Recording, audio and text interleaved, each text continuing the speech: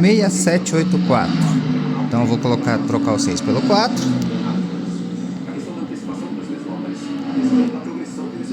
E o 4 pelo 6. Se troca 6 com 4, o 6 é amarelo, o 4 é amarelo. Então tem que dar tudo certo.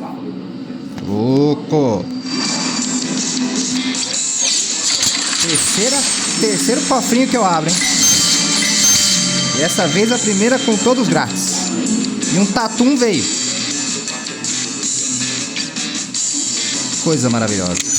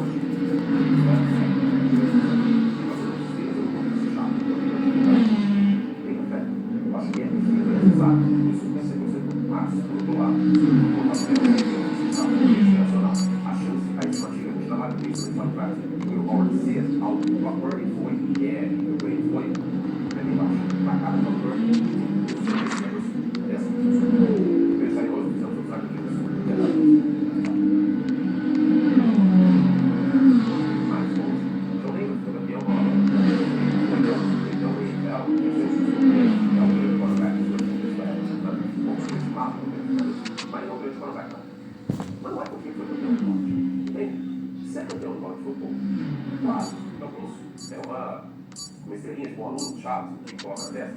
Mas não é isso que vai fazer o jogador ser bom ou ser ruim, né? E acho que o exemplo do Stetson Bennett deveria estar mais latente na vida das pessoas. Então a gente precisa olhar quem é o Will Howard.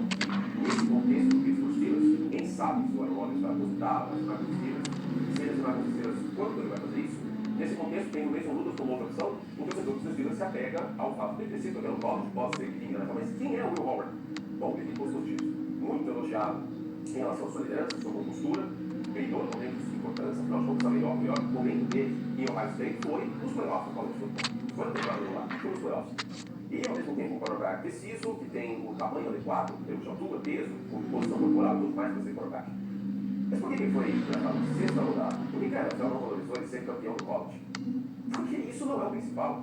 A questão é que o Will Howard, um quarterback de braço, e não é aquelas coisas. Isso fica muito evidente no tempo dele, quando a gente olha na câmera atrás da linha do script, que mostra a linha ofensiva e os passes na diagonal. O quarterback está meio do campo, bota os passes na diagonal, porque ele fica fora dos números. Não é nada demais. A questão da antecipação que vocês vão aparecer. A questão da progressão de recebedores. Eu vi isso muito pouco no tempo dele. Saindo do primeiro alvo do segundo, né? No primeiro parte do segundo, né? Não está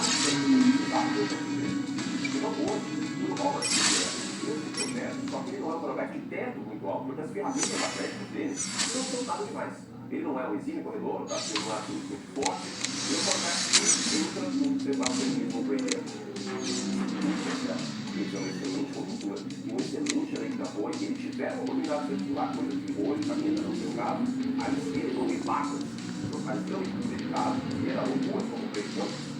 Todos sabem que ele pode ser o titular sólido da NFL.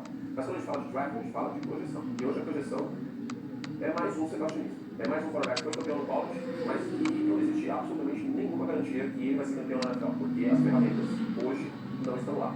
E a gente entrou nessa questão de Aaron Rodgers assinar, não assinar, e eles estão sendo os próximos desafios.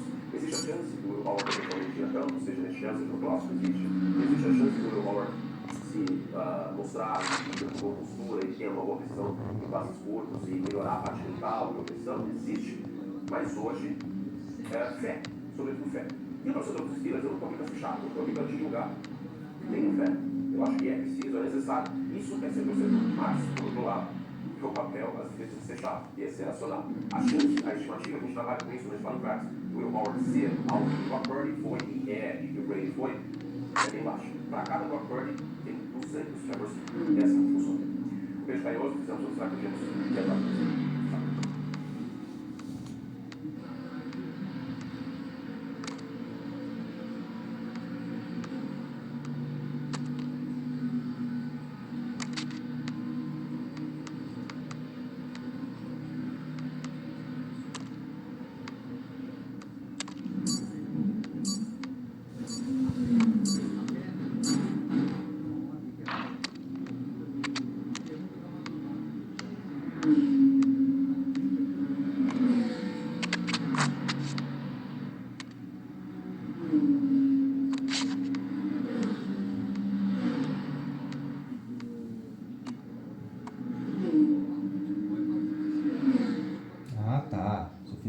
isso é zoom. Entendi. Vou dar um zoom aqui. Zoom, garotinho. Tô tentando aprender a mexer com esse touchpad aqui para não ter que ficar trocando o mouse de lugar com o mouse, porque o adaptador do mouse aqui do computador já quebrou 2 vezes. Tá ruim pra cacete.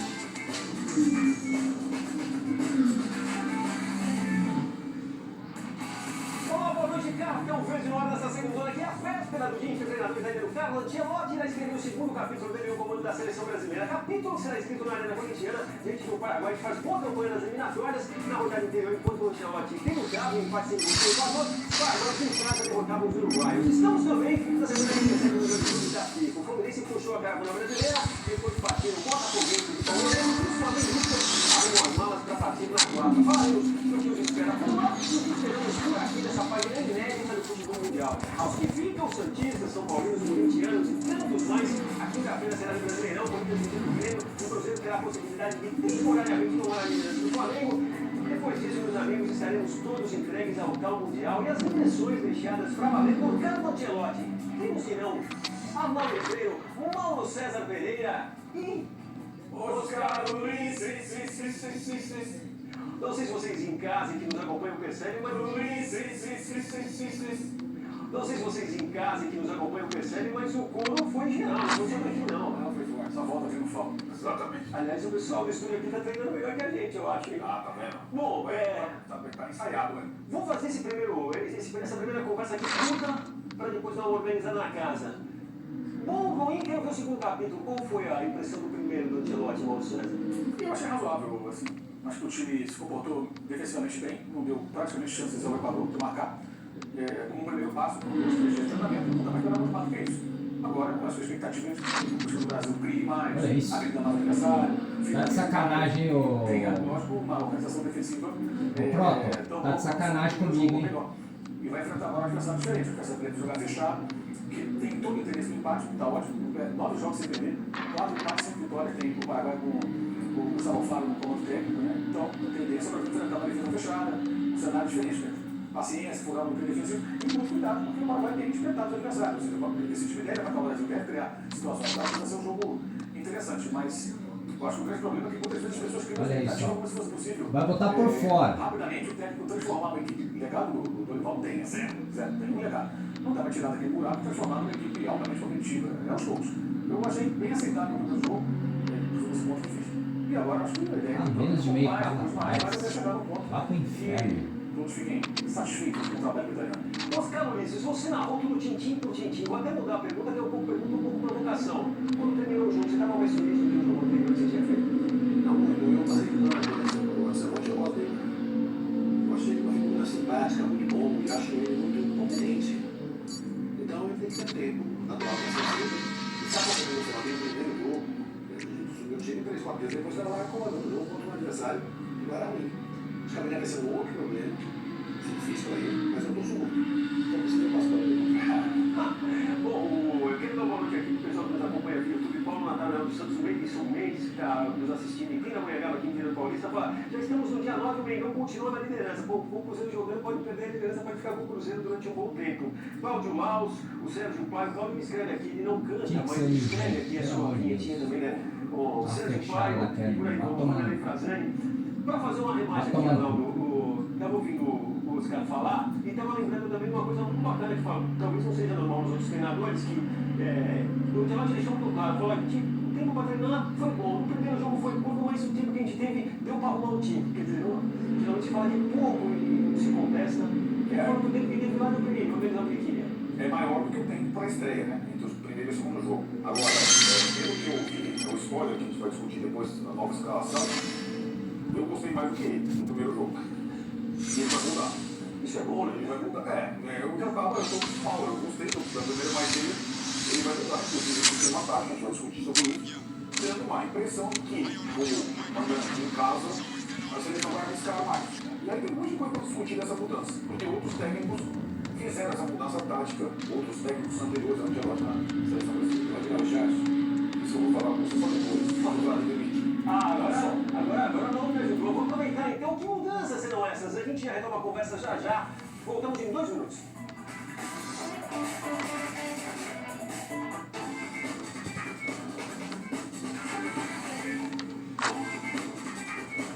Jararaca! Bom, vamos aqui com quem nos acompanha via YouTube, Dalmo Martini, Pinheiro, Diego Flores. Salve amigos, Lembra Mulher aqui em Cena no Rio, ligados no programa de abstinência do Flamengo. Também tem o Ricardo falando assim, ó, com ou sem Ancelotti, eu odeio a data FIFA. Mas também já tem aqui gente comentando, Maria Rosa, ele arrumou a defesa, ele é cara de Ancelotti. E o Diego Moraes falando, não temos um camisa 10 clássico. Bom, a gente vai ver imagens da preparação da seleção, jogo com o Paraguai amanhã, marcado para 9h45 da noite. E o que foi visto realmente sugere mudanças. Acho que os caras falando de passar pano, acho que passaram bem o pano na defesa, mas ela foi bem realmente. O Alexandre foi bem. Pois é, foi bem porque foi muito bem protegida. Agora a questão é abrir mais o time sem perder a consistência defensiva, como o Mauro citou, né? A gente viu ali o Rafinha, certo? Foi hoje, assim, mudou um pouco, né, a dinâmica. Teve a entrevista do Ancelotti antes do treino. Na entrevista ele só falou do Rafinha, praticamente como novidade, só confirmou. Não vamos ouvir o na sequência, inclusive. Mas a entrevista não revelou tudo, não. Não? Não. Quer falar o que? Não, vamos lá, vamos ouvir. Quer ouvir?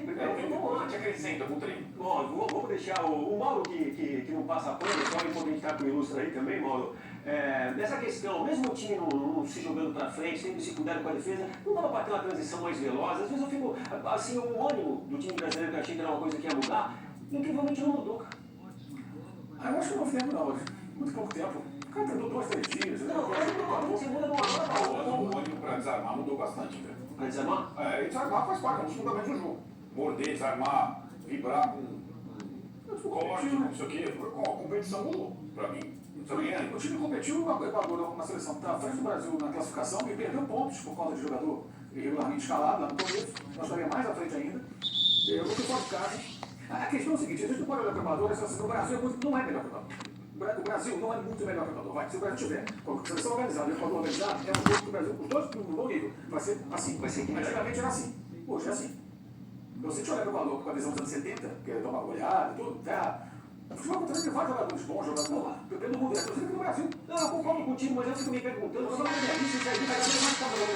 Eu já contratado quando tinha assumido o Braga, falou que eu estou vendo. O colega convidou que tem um camisa dele, mas não tem o Caixinha. Não, eu fico pensando, estou ouvindo o Mauro falar e estou me perguntando, se a gente está nesse ponto, será que a gente vai conseguir ser Ancelotti, seria qualquer um, e muito além disso, é isso que eu fui me perguntando. Não dá para ele, dá, porque a seleção brasileira Mas você mostrou a mão aí, quanto dá para mais legal? O legado não existe do Dorival, nem do Fernando Diniz. Então, o italiano chegou aqui ao Brasil, o Ancelotti encontrou que nada, tem nada, zero. Primeira convocação trouxe alguns jogadores de confiança, é a única justificativa do Richard para a seleção. Não tem nenhuma condição técnica de jogar a seleção brasileira hoje. A Copa do Mundo foi bem, ele jogou bonito e tal, mas agora não dá. Foi constrangedor. Aquela jogada do Vinícius que ele furou, meu Deus, eu fiquei com pena daquele, mas coitado do Richard. É um cara legal, mas não dá. Ele se expôs ali demais, ele não tem condição. E vai sair do time do Egito. E convocou o Casemiro, convocou jogadores, né? O Alexandre, caras experientes. A partir daí vai começar a filtrar, vai ver quem fica, quem não fica, quem pode jogar, quem não pode jogar. Foi o primeiro jogo. Eu acho que a preocupação foi se organizar. O Brasil vinha de uma mulher 4-1 da Argentina. Imagina se ele vai lá, joga aberto, tomando 4 do balão. Então, a primeira providência era não perder o jogo e não passar sufoco. Não passou sufoco. Próximo passo, agora, tem que atacar mais. Ficou de diferença de 1-0. Agora venceu, beleza. Aí, na outra rodada, adversários mais fáceis, né? Aí já é outro momento. E assim vai crescendo pouco a pouco. É isso. Agora a questão do ânimo, eu concordo com o Arnaldo. Acho que o time competiu mais. Muita gente não competiu, gente. O time muito mal escalado, um trabalho horroroso do técnico, da comissão técnica. O Brasil foi presa facílima, foi humilhante o jogo contra a Argentina. A gente fez 4, deu total no Brasil. Se tivesse apetite, faria 6, 7, cara. Foi aquele jogo, Você acelerou. aquilo foi muito sério para acontecer. Então foi aquilo ali que ele pegou. Não pode perder essa referência. Como diria um amigo meu aqui, Oscar Luiz, me preocupa, porque realmente o jogo da Argentina foi exatamente o jeito que o Mauro falou. Agora, levantou a bola, você falou que você pensa a respeito do Richarlison. Você que é um cara polido, eu acho fraco. E assim, o jogador brasileiro é muito facilmente colocado no patamar que ele não deve estar. É uma cultura nossa. Qualquer trabalhozinho que ele faça, ele talvez já fala, nossa, é demais. Então eu tenho uma visão mais crítica em relação, inclusive, esses jovens também que aparecem. Inclusive o Michel, que não dá para jogar. Nada contra isso, eu gosto do jogador, mas não tem, etc. Mas ele nem podia muito espera. Então eu acho que nós temos essa característica. A exigência passa muito por isso, a gente achar que tem. Não tem mais. É curioso, né, o que os caras estão dizendo, que não é só uma questão nossa. Né? O Vinícius não foi eleito pela gente lá na temporada passada o melhor. O Rafinha não foi eleito pela gente o melhor jogador da Liga Espanhola, mesmo tendo o Yamal concorrendo concorrência. Eu acho que, de fato, são jogadores, eles não são jogadores, a gente foram alguns dos maiores da história do futebol brasileiro. Concordo. Agora, o grande desafio, ou o grande nível, é porque na seleção eles não têm um nível perto do nível que eles têm quando jogam na Europa. Esse talvez seja o principal desafio da Europa. Eu acho que quando jogam só o nível aqui, a gente não tem nem o nível aqui, tá o nível aqui. Se os jogadores principais da seleção brasileira forem na seleção, o que são os principais, talvez o nível chegue aqui. Então, aí a gente mostra que você está vendo uma perspectiva, mas só corrobora que vocês três disseram. O Mauro falou do nível realmente que eu acho que tem o seguinte: a seleção apresenta nesse nível um problema que a gente não consegue detectar. Como nós precisamos de resposta, a gente dá respostas. Mas elas não são corretas ou não são precisas. Esse tipo de resposta, velho, porque não conseguimos. O Miguel Nicoleles, ele tem um termo que ele fala de brainlet, que seria a junção dos cérebros para formar um só, etc., um movimento mais ou menos assim. O pertencimento, de uma certa maneira. Você está no estádio envolvido com milhões de cérebros, você parece um só, você pertence àquilo. A seleção parece, os jogadores parecem que não pertencem mais à nação. Eles escapam disso. Isso nem é só mais uma resposta que está longe de ser verdade, ou porque a gente não tem, a gente é jornalista, a gente não consegue alcançar. Logo, e a gente fica lá, não, falta jogador, como eu falo, ou falta técnico, como tanto se fala, e falta mesmo, não significa que isso não falte. Mas talvez não seja só isso a solução. Bom, eu fico meio perdido entre os dois polos, porque eu também acho que a questão passa um pouco pelo ânimo, porque essa coisa do jogador, de repente esse brainnet aí, um ânimo diferente a vir, mas fico pensando, porque quando vocês falam da qualidade de jogador, e o Mauro falou também, dessa comparação com o Equador, eu chego à conclusão de que no coletivo, ele também é uma média de todo mundo que tem campo, entendeu? E o nosso tá abaixo, a gente superestima, que nem disse o Oscar, entendeu? Tem um jogador outro, o Rafinha mesmo, eu acho tá num grande momento, acho que você passar pelo Barcelona, você olha a carreira inteira do Rafinha, não é uma carreira de um jogador sólido. Qualquer jogador chega no Barcelona, por causa do conjunto, por causa de quem está do lado, ganha um outro status. Eu acho que não. Eu acho que o Rafinha, ele deu um salto no Barcelona. Ele é um jogador Mas eu tô falando, o Barcelona engrandece o cara, entendeu, Mauro? Aí ele depende do coletivo, tem mais fundamento do Barcelona. Então, nesse time, o Ed White está no Barcelona. Ele cresceu. Assim, ele joga em outra posição. E ele se desenvolveu muito, eu acho que ele deu um salto. Às vezes acontece isso, o jogador está aqui, eu acho que às vezes é depois dos 25, às vezes. Esse Rafinha é muito melhor do que a versão da Copa. Que eu até não sei porque o Tite tanto insistiu nele, eu acho que tinha cara melhor do que ele. Agora, acho que é outra situação. Agora você não pode meter a diferença, o legado não existe, o cara é um negócio, é zero, terra arrasada. O time do Dorival já tomou de 4-1 da Argentina e foi pouco. É aquilo ali. Por que o jogador vai ter ânimo jogando um time bagunçado daquele? Aquele é um 7-1. 7-1 o quê? Uma bagunça, um time mal treinando. Você tocou uma questão importantíssima, né? É uma coisa que mina o ânimo do jogador. Aí você vai recuperando seus poucos. Isso daí ele pode fazer, ele já está fazendo, eu acho. Ele vai recuperar a autoestima, a competição, um mínimo de jogo coletivo, e aí você vai ter. Mas também vai ter limites, né? Eu acho que aí o limite que a gente está discutindo, talvez, ainda mais analisando, eu acho que a nossa missão coletiva também, ainda mais analisando o momento da seleção argentina, o momento da seleção espanhola, o momento da seleção portuguesa, o momento da seleção francesa, não só o momento, a quantidade de jogadores, talvez o Brasil tenha um limite. Mas o Brasil está hoje muito longe desse limite, como disse o Mauro. O Brasil está no pré-sal, né? Quando temos futebolista. A seleção chegou com o Diniz e com o Dorival nessa situação. E o Ancelotti precisa ganhar. Precisa ganhar, especialmente amanhã. Em casa. Acho que tem que ganhar, é importante para ele ter um pouco de tranquilidade. Agora, é importante frisar o seguinte: o Brasil, hoje, com esse elenco que está disponível, de jogadores, alguns estão fora, outros podem chegar, eu acho, assim, pelo perfil do técnico, pela maneira como jogava, por exemplo, o Real Madrid, o Madrid ganhou o Champions League sendo atacado e jogando muito em transição e velocidade. Eu acho que o Brasil, do Ancelotti, vai ser isso na Copa do Mundo. Se caminhar, porque tem jogadores rápidos, ele vai tentar acontecer da casa como o Vinícius, que é um jogador que precisa de espaço para correr. Vai ser então, quando é que você não vê essa velocidade? Justamente isso que eu falei. Eu estou falando, mas está começando o trabalho, estou falando lá na Copa. Estou falando na maturidade.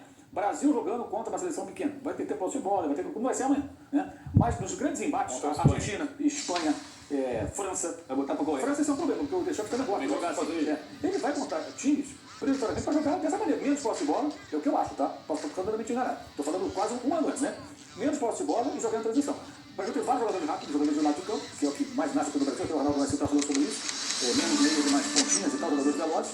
Eu acho que ele vai trabalhar a federação do Real Madrid, era isso. Se você lembrar os títulos que ele ganhou, até o ano retrasado, o outro, cara, o Real Madrid foi dominado em casa pelo Chelsea, Manchester City, em casa. E dois, três contra-golpes ali, o Rodrigo vinha do banco, pimba, gol, ganhava, impressionante. Eu acho que vai ser essa direção. E assim não trabalha assim, né? O Brasil vai ser uma transformação, né? O Brasil não tem jogadores de meio campo para se reter a bola, fazer um jogo de cadenciar e tal, que tem a Argentina.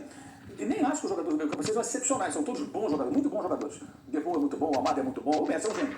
Mas eles têm conjunto, né? Jogam juntos há muito tempo, eles se conhecem sem olhar um pro outro. E não vai haver tempo de montar isso. Mesmo que ele defina um quarteto de meio campo, um triângulo aí, não vai haver tempo. Então eu imagino o Brasil jogando na Copa do Mundo dessa maneira. Quem teria a expectativa do Brasil pressionando, todo mundo atacando, eu acho que pode se decepcionar. Mas pode ser competitivo assim, como o Real Madrid dele foi campeão jogando dessa maneira várias vezes. Pô, eu gostaria de ver. Bom, a gente falou tanto do Rafinha, como manda o protocolo, e o Arnaldo já citou aqui, o treinador da seleção concedeu a coletiva na tarde de hoje. A gente separou aí um trecho para mostrar e destacar justamente o trecho em que ele confirma a mudança na equipe, a entrada do Rafinha. Rafinha vuelve, es una buena... Rafinha volta, é uma boa notícia para nós, porque Rafinha mostrou na última temporada que é um dos melhores jogadores neste momento. jugadores, Vai nos ajudar muito. nos va a ayudar Tem uma partida importante amanhã. importante mañana Necessitamos jogar bem para nos aproximarmos da classificação. a calificarnos. Paraguay es un equipo muy sólido, muy O Paraguai é uma equipe muito sólida e bem organizada, que tem qualidades individuais importantes. Teve boas atuações nas últimas partidas. O Rafinha, no aspecto ofensivo, nos dá uma mobilidade muito importante, é muito móvel. Pode ser uma chave muito importante para desbloquear a partida de amanhã. una llave muy importante para desbloquear el partido de mañana. Pois é, para desbloquear. Bom, quando ele fala em mobilidade, está falando em velocidade também, está um pouco justificando alguma coisa meio na linha do que falava o Mauro ou não. E mesmo com o Rafinha dá para ter Estevão, não dá? Então, daria, né? Até porque depois veio à tona o time que vai jogar, né? A entrevista dá a impressão que só jogaria o Rafinha no lugar do Estevão e que o Matheus fosse o substituto do Richarlison pela má partida do Richarlison no Equador. Mas aí teve a mudança que talvez ninguém esperasse. Atualize o nosso telespectador. Que é a terceira mudança, né? Que é a saída do Gerson e a entrada do Martinelli, que eu não gosto. Falando em não passar pano pro Antes, eu não gosto. Eu não gosto de jogar com... Mas corroboro um pouco a tese do Mauro. Como o Brasil tem muito ponta, velocidade, o Brasil vai jogar com o Rafinha não pela ponta, mas por dentro, como joga no Barcelona. Aí caberia o Estevão no lugar dele, ele fosse o caso. E eu acho que o Martinelli, primeiro, ele entrou muito mal contra o Equador, porque ele não joga bem do lado direito. O lado do Martinelli é o esquerdo. Martinelli com Vinícius, a disputa. No outro lado, você pode ter o Estevão, pode ter o Antony, se você quiser jogar desse jeito, né? Por que eu acho? É claro que é o Paraguai em casa, e o Brasil precisa vencer, como disse Oscar Ulisses. Então, o Ancelotti precisa vencer. Mas, Vladir, esse é o dilema. A questão tática, eu já não inculco mais com ela, porque ela é a mesma, com essa geração ela vai ser a mesma. É o mesmo dilema que o Tite tinha para a estreia na Copa do Mundo passado. Vinícius pedindo passagem, ele jogava com 3 no meio. Ah, não, vou botar o Vinícius, senão os caras vão me encher a paciência. Tirou o volante e botou o Vinícius. Aí era Rafinha, Richarlison, Vinícius.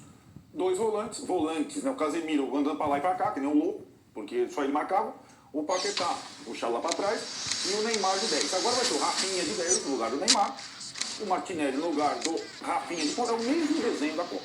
Não, mas eu concordo contigo também. Mas assim, eu entendo pelo excesso de boas opções pelo lado e pela escassez de opções pelo meio. É o contrário da seleção espanhola ou portuguesa. Ou argentina, né? A Argentina meteu 4 no Brasil, jogando com 5 jogadores no meio de campo. Um atacante só. Meteu 4 e um totó.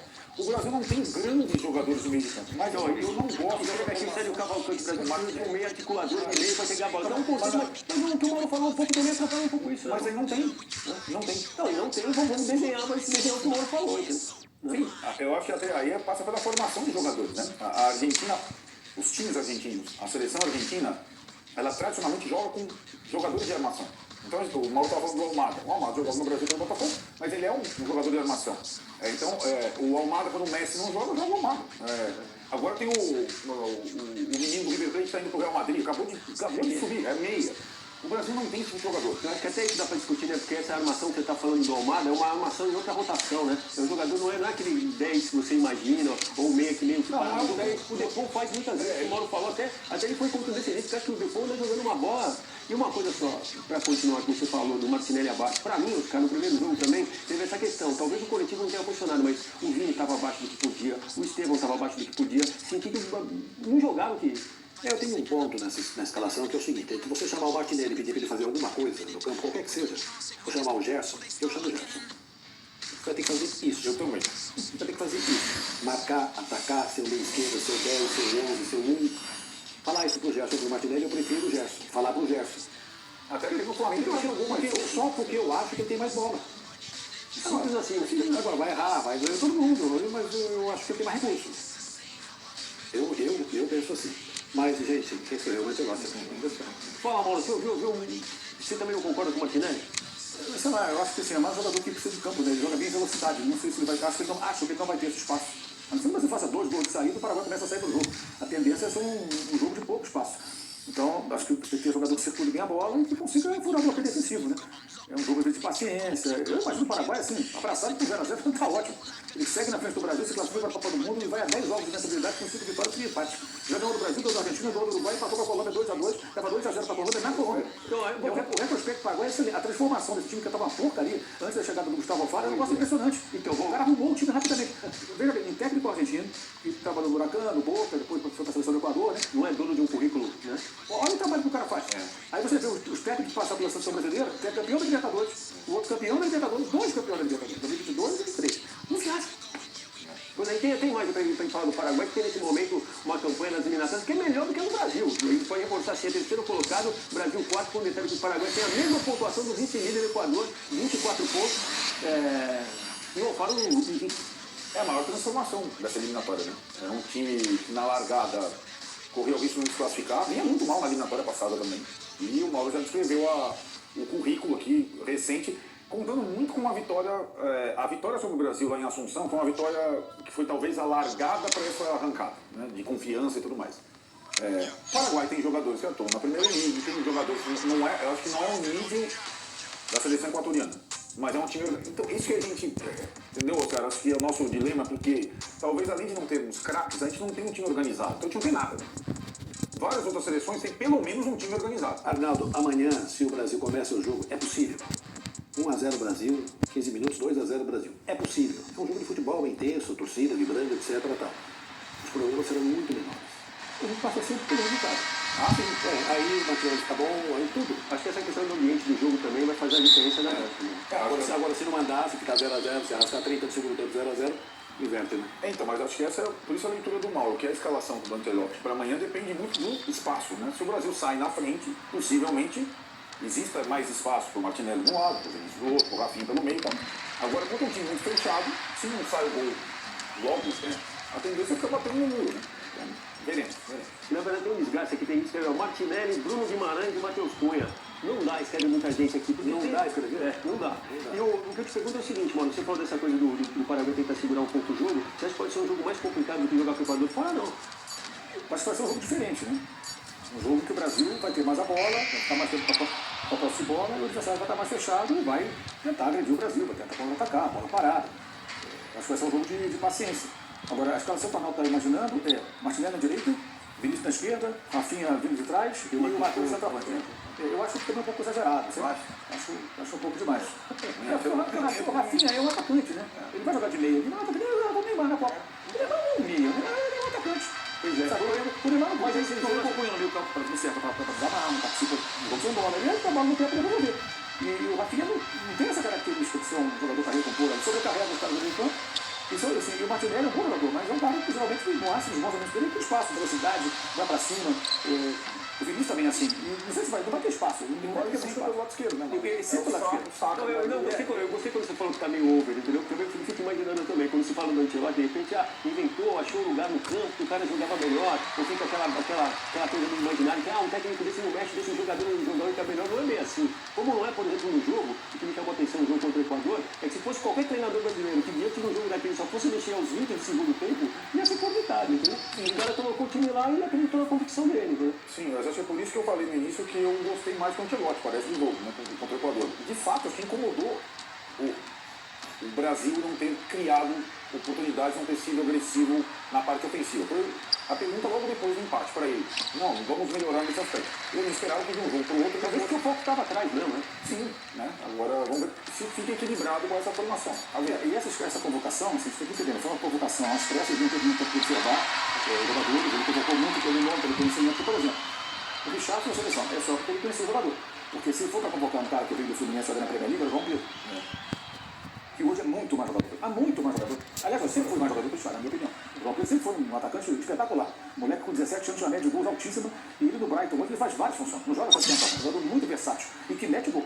É o cara que tem número, tem gol.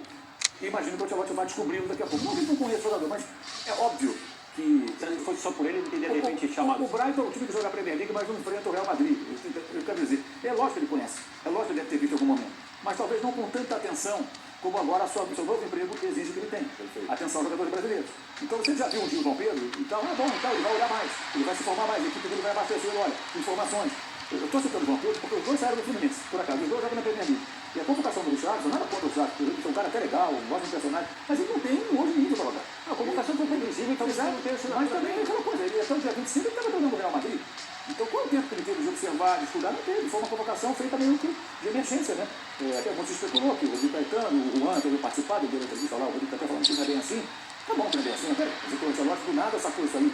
Eu imagino que não, é normal que seja assim. Você tem um Porque se ele tivesse sacado do nada, não ia estar assim, meio parecido com todas as outras que eu tive. Foi uma situação em prazo muito curto. Agora, para a próxima, ele vai ter alguns meses, né? Mas o futebol europeu está parado. Mas ele pode pegar vídeos, ele pode pegar relatórios, ele pode como é que ele tá, Para que as pessoas tenham uma ideia, as duas últimas rodadas, então, só em setembro, então ele vai ter realmente um tempo. e vai pegar o comecinho já da temporada europeia. Você vê, né? O Alex, a gente não falou dele até agora, mas talvez tenha sido a grande boa novidade. Na cara, todo mundo gostou. Por que foi convocado? De repente ele pegou, olhou ali e falou, pô, não, tem um cara que eu quero colocar. Mas foi, enfrentou o time dele e enfrentou outras Tem situações. todo jeito de ser. Pressionou ele, né? E se ele não tivesse jogado contra o time dele, provavelmente não seria chamado. Mas sim. Porque ele ficou tudo na cabeça. Pô, aquele zagueiro brasileiro é bom. Passe longo, ele gosta do zagueiro que tem passe longo, porque ele gosta de jogar em velocidade. E é uma coisa também que também ficou na cabeça do torcedor, que o técnico da seleção nunca tem essa liberdade toda para fazer isso. É o Nelson. O Celeste acho que tem, né? A gente espera que tenha. Sim, tem tamanho para isso, tem tudo.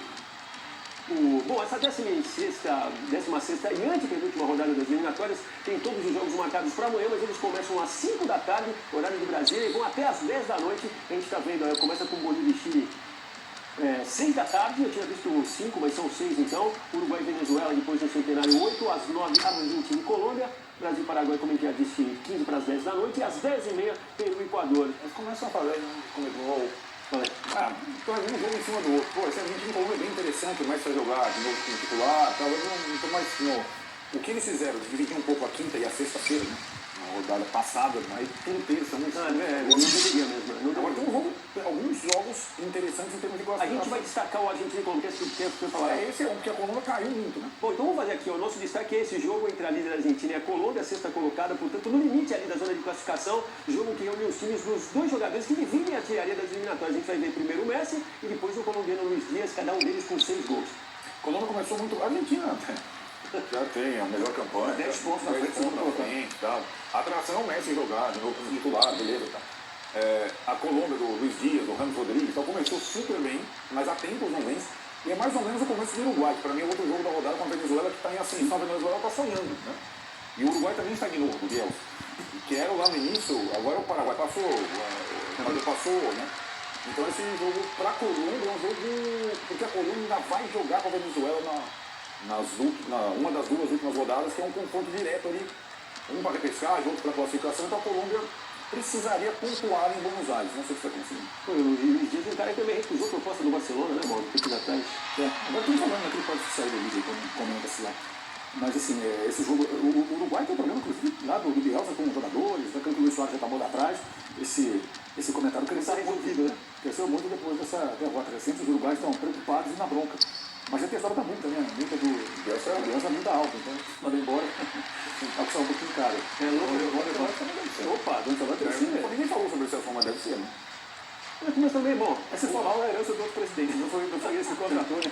Ele vai dizer. não, mas eu quero crer que o contrato do Bielsa, ele pegou, não lembro, não pegou o ciclo inteiro, mas foi mais longo, né? O Ancelotti é um tiro curto, né? 1 ano. Se um cara que o Ancelotti não durar 1 ano, não está, né? E outra coisa que eu queria destacar aqui também, a gente falou do Messi, Oscar, é interessante, porque o Scaloni hoje, na verdade, falou que ele vai estar em campo e tal, o Messi, mas disse também que a Argentina não depende mais dele para manter o padrão de jogo. Você vê o quanto eles estão à frente.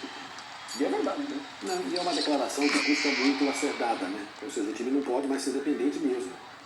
Eles passaram por isso, resolveram o problema, etc. Então, a gente sem o Neymar jogar continua dependente. Neymar lá no enfermaria, a gente ainda acha que é dependente. Bom, são momentos diferentes, mas eu não quero crer que o Neymar vá no espaço até a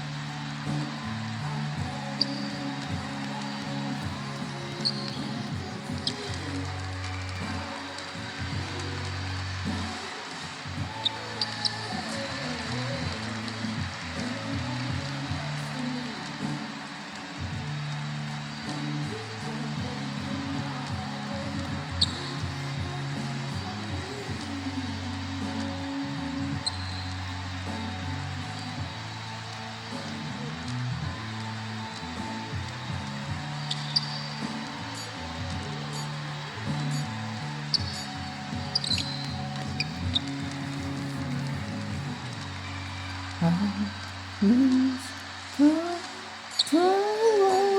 when you're next to me.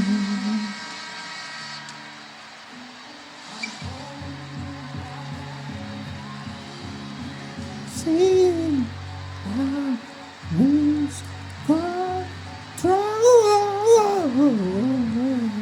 when you're next to me.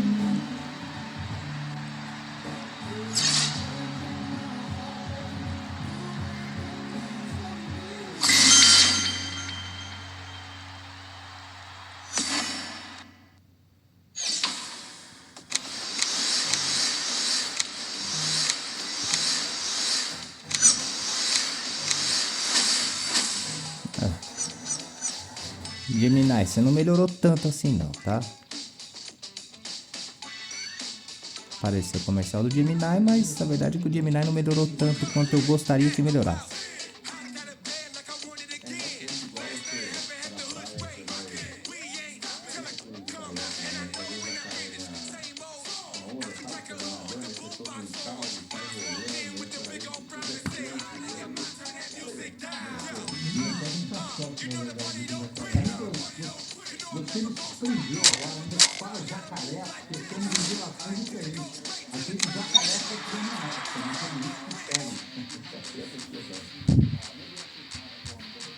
Cocodrilo, sou o jacaré.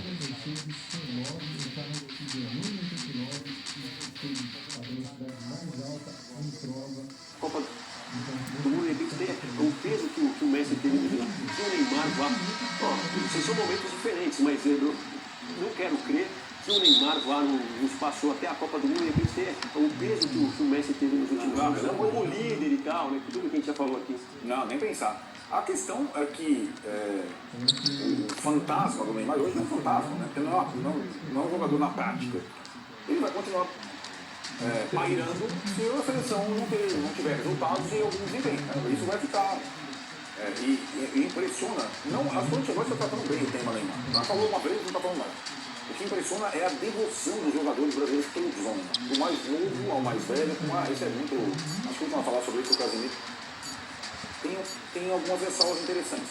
Todo mundo tem que falar, desde que em forma, desde que bem, não tem jogador brasileiro comparável. A questão é que o Mauro sempre fala. Quando ele estará em forma e bem? A gente não vê isso há anos. Então, talvez ele não consiga mais estar em forma e bem. Né? Essa é uma outra discussão. Se ele não consegue ser decisivo, tudo respeito ao glorioso CRB, na Copa do Brasil, quando o CRB, o grande Barroca, ele vai ser decisivo na seleção brasileira, nos jogos internacionais. Não dá, gente, vamos falar português, claro, né? No estado atual não faz a menor diferença. É só um nome, é só um status, sabe? Isso está muito mal o futebol brasileiro. Essa fantasia em cima do jogador que não consegue lutar, não. Essa é uma grande fantasia. Essa é uma grande missão do Ancelotti também, colocar o cara no lugar de ser coisa que nenhum quer, mas ele fez até agora. Foi até generoso, quando disse que ligou pro jogador, o jogador tá ligado. Não ligou. Mas que ele fez bem ligar, tipo, olha, ninguém vai encher meu saco dizendo que eu não dei atenção ao grande craque. Mas a frase dele eu não esqueço. Conto com você na sua melhor versão. A melhor versão está lá no passado, cada vez mais distante. Se não voltar a melhor versão, não volta. Mas isso é óbvio. Então, o que acontece é que o que cerca esse jogador é assim, influenciadores, jogadores, alguns jornalistas, muitas pessoas ficam o tempo todo trabalhando mesmo, para formar uma imagem como se fosse um personagem preponderante da seleção. Não é que eu não voto. Se jogar ele, por isso que eu falei, é um jogador imaginário. Fala-se de uma coisa que ninguém dá uma pena. Eu já disse isso há alguns anos. É o maior desperdício de talento já visto no futebol em décadas. Pelo talento natural dele, ele era para estar num patamar altíssimo. E não chegou nem perto disso. Então, o Brasil precisa virar a página. Como diz o Oscar, tem que ganhar. Se ganhar, vai exorcizando essa coisa. Essa bateção de lado. Está muito mal hoje. Realmente é o futebol brasileiro. Você falando bem, é um craque abstrato mesmo. Nesse momento é um craque abstrato. Bom, vamos fechar aqui com o Salvador Gama, que a gente estava falando de eliminatórias. Então, se a Colômbia bombear, perde a vaga direta na Copa para Venezuela. Escreve aqui. Tem um cara que decide muito. A gente vai falar dele na volta do intervalo. Eu sei que eles estão loucos aqui para falar dele. É um rápido intervalo, a gente volta. Você sabe sobre quem eu estou falando, não sabe? Cristiano Ronaldo, não tem muito bem. Achei que você deixou no ar.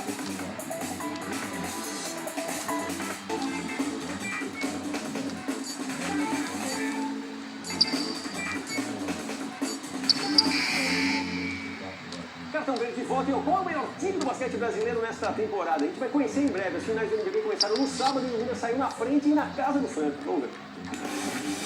Franca e Minas fizeram o primeiro jogo das finais da atual temporada do NBB, como era de se esperar, em um ginásio Pedrocão lotado. A partida foi marcada por muito equilíbrio e decidida nos instantes finais.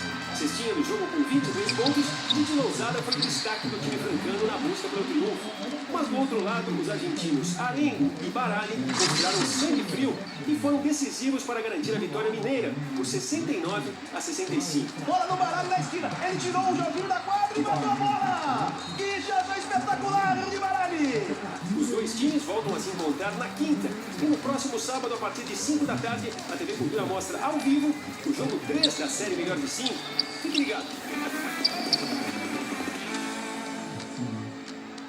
Os argentinos foram bem, mas Franca realmente deu mole. Igual o retrato da temporada, né? O Minas em um momento espetacular, Franca com toda a tradição, mas como mostrou o jogo se bobear, o título fica em Minas.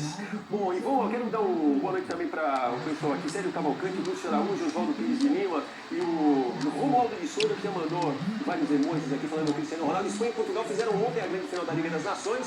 A gente vai rodar as imagens do campeão, só apareceu na disputa por pênaltis, mas o futebol do Cristiano Ronaldo, quem antes disso, Ronaldo Ribeiro? Fala a verdade. Participou do primeiro gol, a gente vai ver depois. A gente vai falar do personagem da semana, muito, né? Já tinha ido bem na semifinal, mas o jogo, ou os jogos das finais da Nations League, muito bons, né? A gente já tinha o terceiro e quarto lugar de Espanha, antes de Espanha e Portugal, França e Alemanha, muito bom. E esse jogo foi excelente, tem muitas coisas boas. O melhor em campo nem foi o Cristiano Ronaldo, foi um lateral esquerdo, que ia marcar o Yamal, que seria o Eu lembrei dos caras nessa hora, do acaso, né? O cara vai travar a bola faz um lado, mas o cara tava lá, né? Não é só tava lá, né? Ele percebeu que a bola ia no segundo pau, já se ajeitou. Ele percebeu, Arnaldo? Ele percebeu. Ele Procurou também, né? Exatamente, né? Então eu acho que o Portugal teve muitos méritos. A Espanha é o time de momento, a seleção do momento. E acho que equilibrou o jogo e mereceu ganhar. O Cristiano não jogou a prorrogação, né? Foi até de novo 40 anos. Mas o Nuno foi gigante, o Bruno Fernandes foi gigante, vários outros jogadores jogaram muito bem. Portugal ganha mais um título importante europeu, a segunda Liga das Nações, já tinha vencido uma Eurocopa, tudo na era Cristiano Ronaldo. E, na verdade, o que me impressionou mesmo no começo do jogo a capacidade de marcação da Espanha, que depois até voltou um pouco, né? Foi no primeiro momento, assim, a pessoa, vocês falaram aqui do Brasil, da seleção e tal, né, de está muito. O que eu achei assim, interessante, assim, uma coisa que chama a atenção é que, conforme foi passando o tempo e foram usando o banco, como Portugal tem opções melhores no banco do que a Espanha. Apesar do isso, tem que muito. Mas muito o jogo. O jogo muda porque Portugal vai colocando jogadores que vêm saindo do banco e é verdade, tem mais do que a Espanha. Outro ponto que eu acho que é importante observar é que o Lamine Yamal é espetacular, promissor pra caramba, talvez seja o melhor do mundo, mas é óbvio que com a idade que ele tem, jovem, ele é muito jovem e ainda não está pronto. Então você vê que os dois grandes embates que ele teve nessa temporada, com o Barcelona e com a seleção, ele ficou pelo caminho. Ele e suas equipes, né? A seleção espanhola e o Barcelona. Não significa que não jogue nada, não, é genial, pode ser talvez um craque do século, dessa coisa toda, mas ontem ele sentiu. Ele foi bem marcado, ele não rendeu e, em alguns momentos, isso eu acho que é uma coisa que não me incomoda um pouco. Foi meio cai-cai. Algumas disputas de bola, ele forçando a queda. Enquanto o pessoal fala, o Messi nunca fez isso. O Messi com 16 anos tomava uma pancada, levantava, enxadava e levantava e continuava. Eu acho que tomara que ele não desenvolva esse mau hábito de ficar se atirando. Porque ele é um jogador espetacular, ele não precisa disso. Mas ontem eu acho que ele fez até por função da marcação muito forte, em alguns momentos até, o Cruzão você que não fez nem falta, ele já estava saindo, eles marcavam que é o Lamine Yamal e tal. Mas assim, é um jogador espetacular que ainda está na fase óbvia de desenvolvimento, como acontece com o Estevão, né, guardando o de proporções, é um menino, também acabou de fazer 18 anos. E às vezes a expectativa que é criada é um pouco exagerada para o jogador que não está pronto. Eu acho que ele vai liderar a Espanha em várias grandes vitórias, com certeza, mas dessa vez não foi. Dessa vez que ele liderou foi o velhinho lá, né? O cara com 22 anos mais velho que ele, 23 anos mais velho que ele. A gente vai dar cartão verde para ele, Oscar, vai, todo mundo. Com outra coisa que me chamou atenção também, foi essa coisa de mundial, então perguntaram para ele, decidido de minha parte, não vou ao mundial, vou ficar, vou cumprir o contrato. O time dele não foi, eu vou pedir um geral para o nosso diretor, né? Geral para ele, tinha na quarta passada pela semifinal, não imaginava que ele fosse definir a final. Grande menino. Pô, aos 40 então, um cartão verde do Naniense. Exemplo de dedicação ao esporte e aprimoramento, né, de reinvenção como jogador de futebol e cuidado com o corpo. Para muitos. E eu sei que você tem mais um cartão verde, né? Posso? Pode, igual o Caras. Esse jogaço de tênis também ficou, a Coco Golf também ganhando esse título para segunda vez, mas o Alcaraz salvou 3 match points. Que jogo, vocês jogaram quase 6 horas, gente. Então, não é mole não, né? Acho que eu estava assistindo lá, sabia? Eu estava lá. E a virada da geração, né? Dá muito bem dado, no sinal. O Cristiano está mais para a geração anterior, né? Dos tenistas. Exato. Não, isso é verdade, né? Pela dedicação dele. Nadal, Djokovic. Djokovic, Federer e tal. Esses aqui são os amigos a mais, né? Da geração do tênis, são excelentes. Mas já funcionando muito bem, né? Porque o chegar ao ápice quando você tem muito talento não é tão complexo assim. Um ano inteiro, por décadas é mais trabalhoso. É o que o Cristiano Ronaldo faz e que os tenistas fizeram, aqueles outros três. O Djokovic até parou na semifinal, mas continua. Eu acho que aqui no Brasil a gente precisa começar a entender que para assim, esporte de alto rendimento, obviamente, o atleta tem que ter uma dedicação absurda. Né? Para conseguir jogar tanto tempo jogando tênis no alto nível, como é que é a preparação desses caras? Como é que é a rotina desses caras? Alimentação, noite de sono, preparação física, resolver o jogo. Né? Exatos cuidados com o corpo. É um jovem que não pode fazer muitas coisas que o jovem faz normalmente. Ele não pode fazer. Se ele fizer, ele não vai aguentar. Você fala isso no documentário que fizeram sobre ele. Exato. Então, assim, é uma vida de privações também. O Cristiano Ronaldo tem muitas privações. Ele só bebe água, ele dorme cedo, é dito por ele, pelas pessoas que se a mulher dele e tal, né? Come isso, não come aquilo. O cara tem todo um cuidado. Então, não cai do céu. Não vê uma fada madrinha, de repente, você vai ficar aqui, nunca vai envelhecer. Não é isso. Ele constrói isso. E os jovens também. E aqui no Brasil, a gente ainda alimenta a ideia de que um jogador que não se cuida vai ser a salvação da lavoura. Gente, acordem para a vida que o talento vai resolver tudo. Não funciona assim. São as duas coisas, o talento natural ou não desenvolvido, aprimorado, né? Com a condição física. E isso é qualquer modalidade esportiva. A gente vê a época da Olimpíada, então a quantidade de histórias que ficam brotando. Né? Como é que os caras conseguiram fazer isso, fazer aquilo, como é que o cara corre nessa velocidade, como é que o cara salta nessa altura, como é que o outro nada é mais que um barco, que um peixe. Todo o trabalho, né? É um trabalho árduo, é uma coisa assim insana. Ó, a gente tinha muita coisa para falar, aqui o Mundial está chegando, o Botafogo já está nos Estados Unidos, o Palmeiras deve estar chegando logo mais, o Fluminense já tinha ido, só fez bem, o Fluminense deve estar com tudo acertado com o Soteldo, saindo do Santos e indo defender o Flu no Mundial, Mauro. Ah, não gosto muito não. Não empolga muito não, sabe? Não, você nem está meio assim, acho que Sobe na bola e tal, mas é jogador muito mais ou menos. O Mário Bittencourt não sonhou com o Cristiano Ronaldo, não falou? Sim, sonhou com o Cristiano Ronaldo. Levou Soteldo, O Neymar, acabou levando o Soteldo na terceira. ele trabalhou com o Renato no Grêmio, né? É, O Renato gosta dele, assim, eu acho que ok, um jogador ok, mas eu acho que muda o patamar do Fluminense com o Soteldo, não. Eu acho um jogador, para mim é um jogador comum, tem alguns momentos de brilho, mas não me enche os olhos, não. E o Santistas também com ele, assim, eu acho que emprestou muita alma para o time nos últimos tempos, mas ele já estava meio na cara que não queria ficar também. E a gente vai ter outros momentos para falar do Santos também. Teremos, né? Porque gosta de coisa, né? Minha nossa, inaugurou o centro de treinamento com o Neymar pai mais uma vez, mais estrela do que o próprio presidente. Quem tá mandando mais? Marcelo Teixeira ou Neymar pai? O Instituto Neymar é na Praia Grande. O próximo centro do Peixe vai ser na Praia Grande, não vai ser em Santos. Você responde a tua pergunta ou não? Bom, então tá dito. Muito obrigado a vocês que nos acompanharam também no YouTube aqui, o José Fâncio, o Salvador Gama já tinha citado, o Emerson Brito, o Fábio Pereira, Paulo César. O Flamengo vai quarta, mas você vai amanhã, né? Vamos que a gente fala. Boa viagem. Gostaram esses prazer em vê-lo, hein? Você viu aí, gostou do coro do estúdio, né? E o nosso encerramento, a gente vai ver o técnico da seleção brasileira, Carlo Ancelotti, sobre trilha sonora italiana, tabelinha nossa aqui com a música que ele cantou no tradicional trote. Amanhã ele faz aniversário, porque passou a chegar na seleção brasileira e já fica de presente de aniversário também. Vamos ver se o homem será capaz de afinar a seleção brasileira. Muito obrigado pela companhia. Na sequência você assiste ao Jornal da Cultura, uma ótima semana da torcida brasileira. Continue nisso.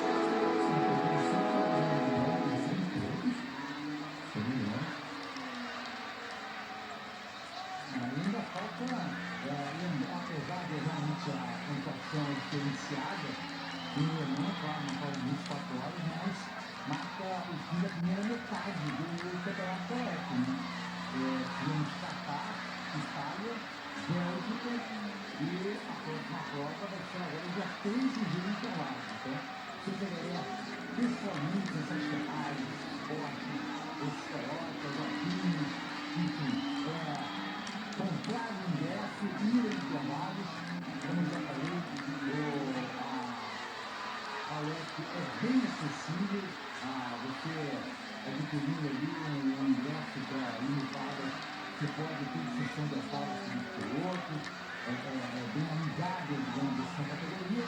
Depois temos a etapa nos Estados Unidos e na sequência Japão e Bahrein. O campeonato terminando em Bahrein em 8 de novembro, então a agora 3 de julho, depois praticamente 2 meses sem competição, 7 de setembro, aí rapidinho Estados Unidos para o Japão, 7, 28 de setembro, outubro não teremos prova, e depois novembro, dia 8, é o final do campeonato na UEF no Bahrein, quem sabe aí, temos já esse título braçorrado também observado, esse título do campeonato. Eu já tenho que falar também da prova da Central de São Paulo, que foi feito no ano passado, as lutas que a gente muito mais acessível,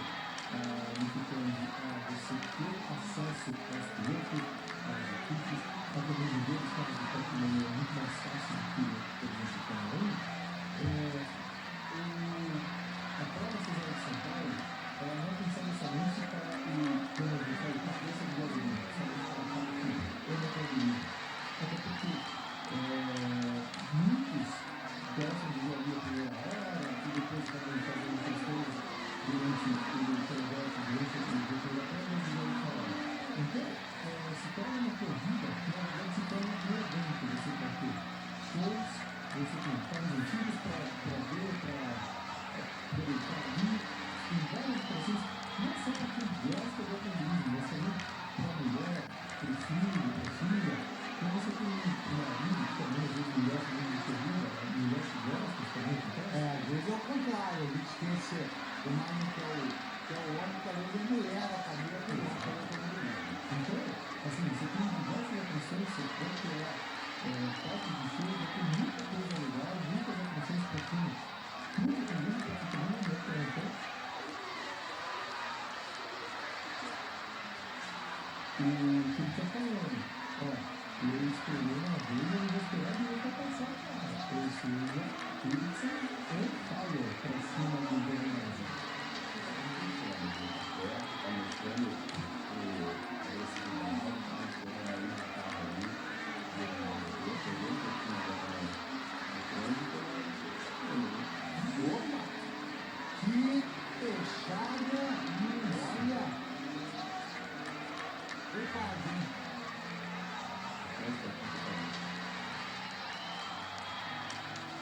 E aí, cadê tudo? Nós temos só uma coisa de massa, muito que vai ter essa volta, né? Que é esse negócio de cara que é muito meio. Começa com o meu. Vamos lá com conta aí. Então, nós sabemos o tanto de tudo que está bem mais vazio e o tanto de bem mais vazio.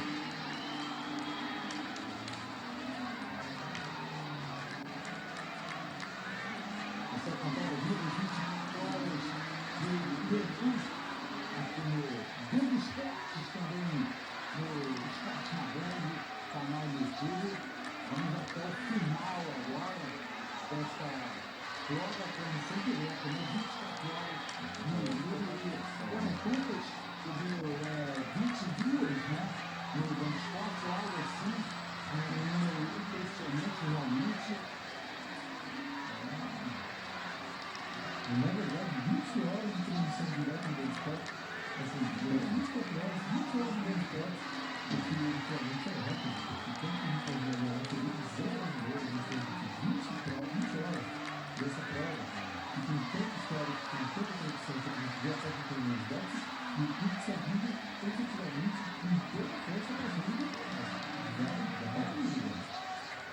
Só uma observação, realmente é uma coisa excepcional, fico muito feliz com isso, até porque no saudoso canal Speed no Speed Channel, eu já fiz uma condição de 16 horas, eu e o Roberto Figueiredo, nós dois, e já fizemos uma desfile no meio do caminho.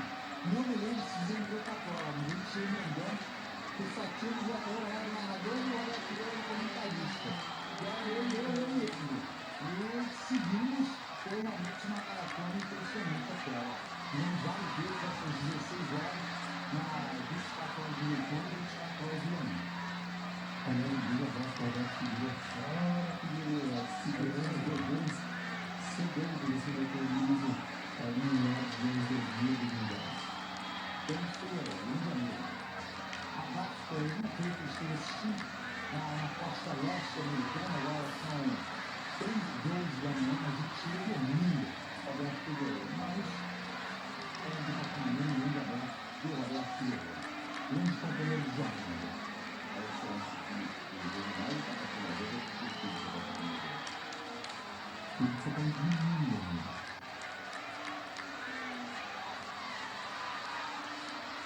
O pessoal ainda está pauzinho em câmera lenta, né? Não, tá aqui.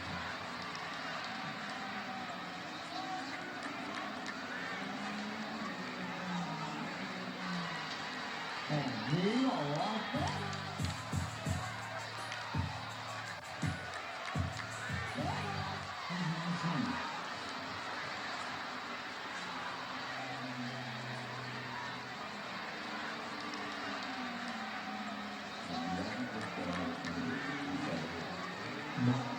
Não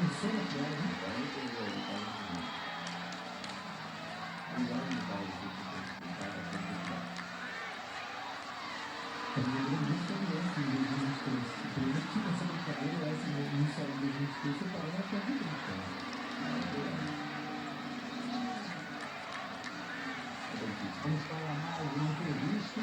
Agora com o título da Corvette. Vai voltar de novo, né?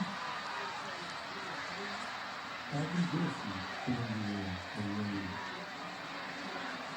Você nunca foi corrido esse perfil. Você não ama, corrida não. Nunca foi acontecer, não corrida. E assim, mesmo tudo tentando, vai correr um pouco diferente. Olha que vocês acham aí. Eu não tenho a oportunidade de pessoa quebrar o carro, bater o carro. Não confio no carro, mas não é Deus.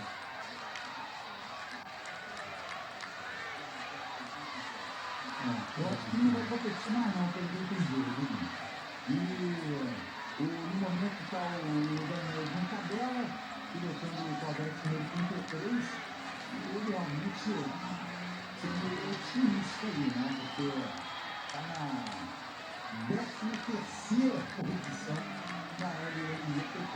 Não vai ganhar nunca, com todo respeito, não há milagre que salve o Corvette 83. Mas quem sabe aí o Corvette 81, esse sim, pode ter alguma esperança de ganhar, porque ele não está é da mesma equipe e pode ter a esperança de ganhar o 85. Vamos gostar. Olha, a bandeira amarela está tudo aqui. Não, cara. A última volta do nosso apareceu aqui. Olha só o que eu entendi. Ela vai correr lá. O que será que faz essa situação, né? Detito na pista. Não precisou ir lá não, tem mais coisa, hein? Não tem simples. Aconteceu alguma coisa com alguém.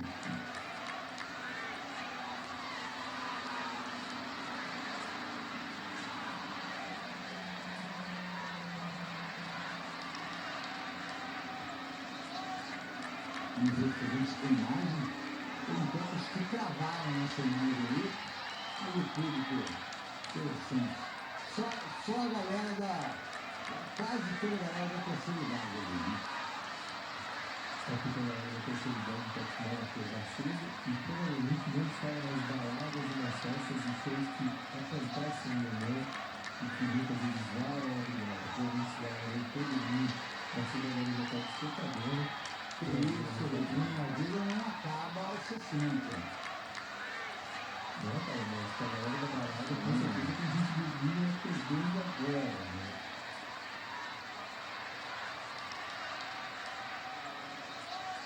Olha a Mercedes. Não, a Mercedes não foi outro, opa. Não, foi o MP2. Mais MP2 primitivo, vamos ver se tem visual, não. Passou, enfim. Mais consegue intervir ali no final da linha de ouro. Mas voltamos para ver. Maravilha. Aí o Kurtzer, voltando a acelerar com sua Ferrari número 33. Ele está sonhando que está na frente. Também ainda temos muita prova pela frente, transmissão direta agora até o final no Band Esportes. Aliás, desde que nós entramos no Band Esportes, no final do nosso primeiro ciclo, que a gente está no Band Esportes ao vivo também, além do YouTube, né? Depois que nós saímos ali, entraram o Napoleão, o Molina e o Lucas Costa, que está com a gente aqui. Depois, agora, teremos a partir das 5 da manhã a entrada do Napoleão, do Ricardo Molina e do Milano. E para fechar a prova, teremos Cláudio Luiz, Rodrigo Matar e o Felipe Meira a partir das 8 horas da manhã. Belíssimo time de esporte acontecendo para tocar essa prova, viu?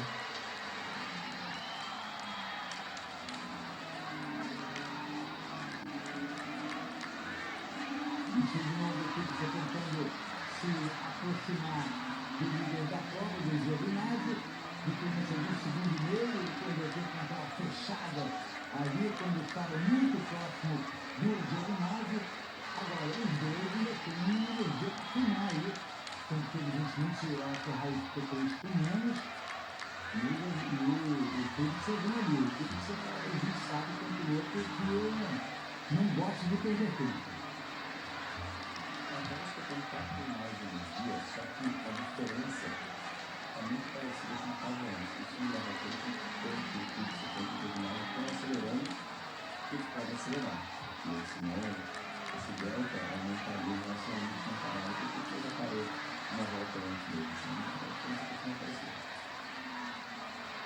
O Grande Prix começou em 77 por um incidente na curva 35.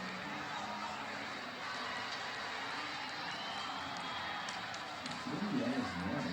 Tá pegando. Ele continua assim e a próxima prova é muito.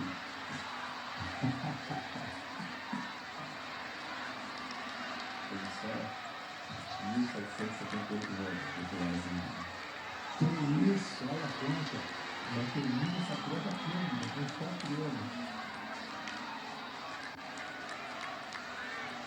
De milésimo em milésimo, isso aí.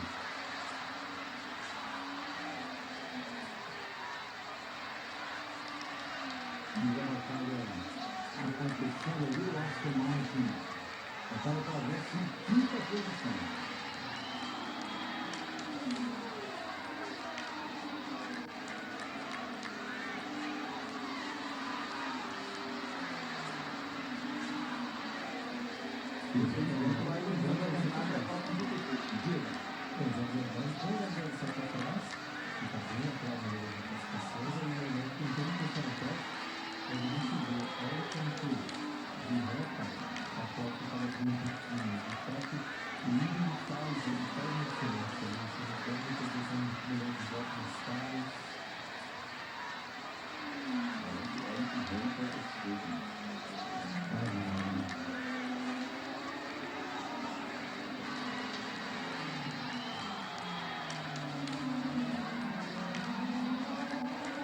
Para aquela 15ª posição.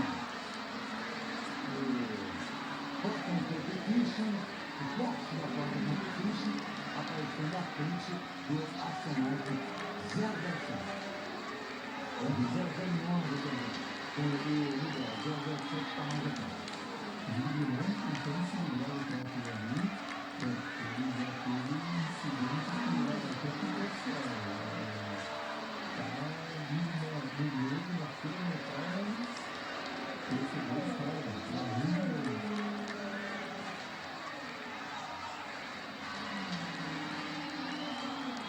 Parada do carro da Inter Europol Competition, o LMP2 número 43, que estava liderando agora. O MP3 aí está liderado e volta a pista. Foi pilotado pelo Tom Hilton.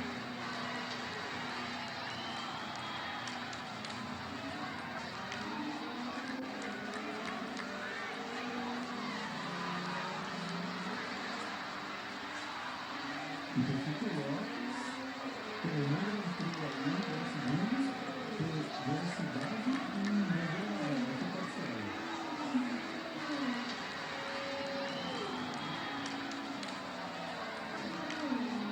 Muita gente penalizada nas bandeiras amarelas, né?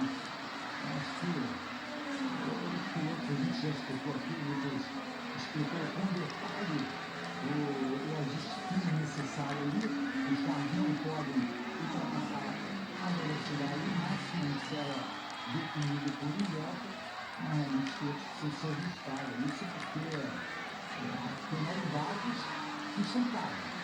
Então, não dá para vacilar nesse quesito.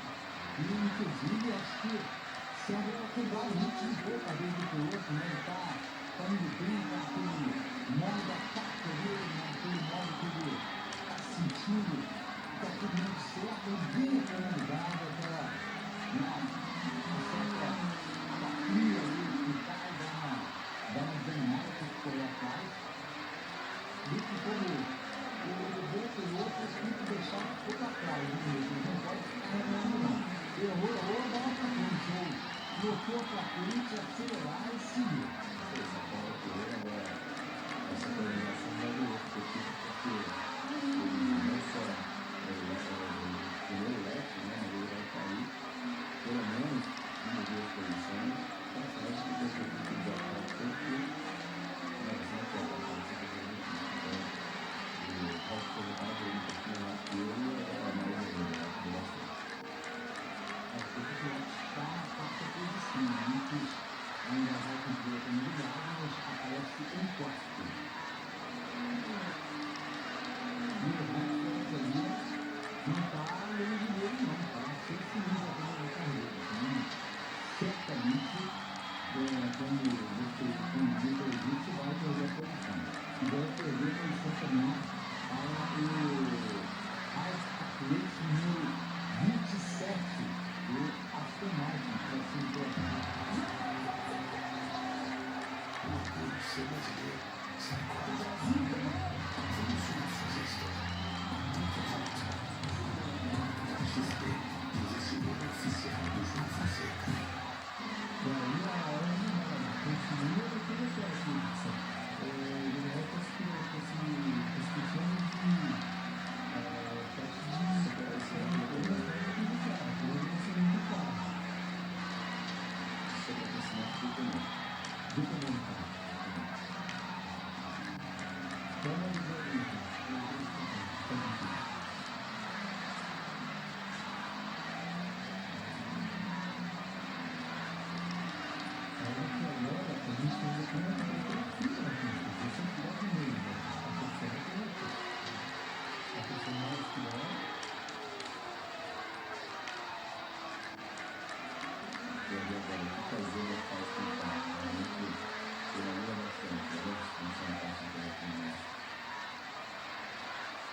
Sim.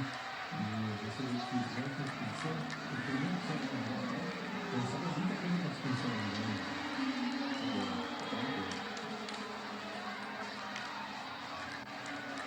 Eu tenho que ali para fora para você ver que está fácil. Eu queria ter colocado uns adesivos para segurar a falta de botar no teu carro.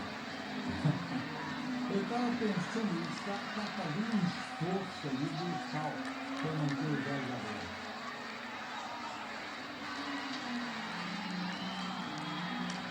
Feliz aí com as duas Ferrari, 1 e 2 na prova, o Andrei foi 40 segundos atrás. Então, isso que eu vou ter um pouco de erro, cara.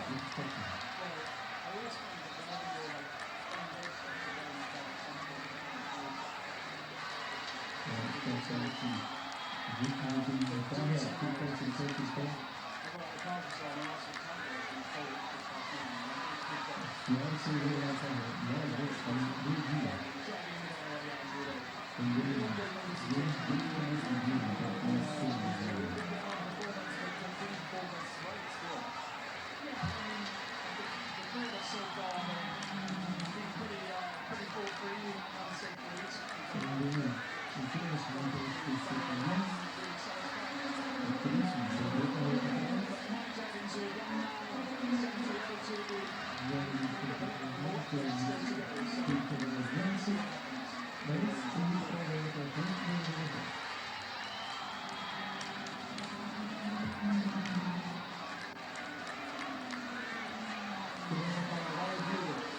Segundo, entre essas duas Ferraris.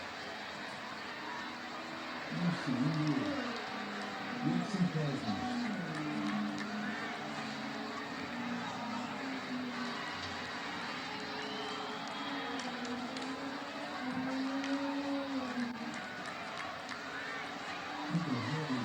Considerando a diferença de tempo, de energia, de corte pressionado, e o chance que ele se apresenta agora, nas casas de 56 segundos, que nem em primeiro lugar, em 15 segundos, em terceiro lugar, dá uma velocidade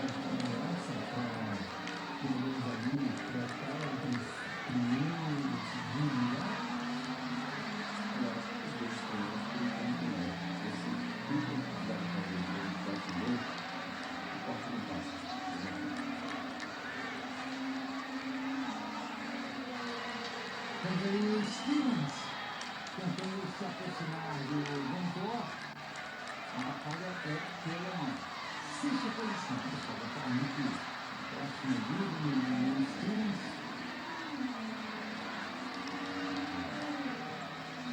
Vai o Vantor. Bem lá no número 15. O Stevens com o Cadillac número 12. E a parada aí do carro da LMP2. Tá sem dúvida ali. Isso é alguma coisa que o Ronaldo tem que estar vindo. Provavelmente você vai ter um número próximo da família da corrida com interpretação e regulamento da prova dos outros indivíduos que já está no passado. Liberado aí, muito errado, interessante. Investiu um piloto da parte do Brasil que correu com Dourado também. Não sei se esse número ganhou. Exatamente. Acho que a melhor marca que da Fórmula 1 é a Fórmula 1 que estava no tempo de volta em Fórmula 1, jogava o carro do GS, na saída, na empresa dele, o mundo inteiro. O gênio do marca, gênio. Não existe mais publicidade.